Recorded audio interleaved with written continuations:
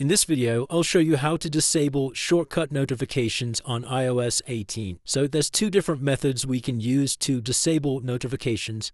The first is just by launching up the Shortcuts application. Click on Automation in the bottom navigation, and down here you'll see a list of all of your current automations. So to disable any of these notifications, just select to the automation like so, and make sure Notify when run is toggled off like so. Now once you've disabled this should stop notifications from appearing, but if that doesn't work for you, there is one more way that we can stop shortcut notifications. So the second method is you need to head over to your settings menu on your iPhone, then scroll down to the screen time section and click this. Then click on See All App and Website Activity. Scroll down to the notifications section at the bottom. Click on Show More and keep scrolling down until you find the Shortcuts application. So mine will be right at the bottom down here. Once you've found the Shortcuts application, you can just select it like so. And then you just need to turn off notifications at the very top here, and that will also disable shortcut notifications. And it's as simple as that, guys. If you did find this video helpful, then please consider dropping a like and subscribing.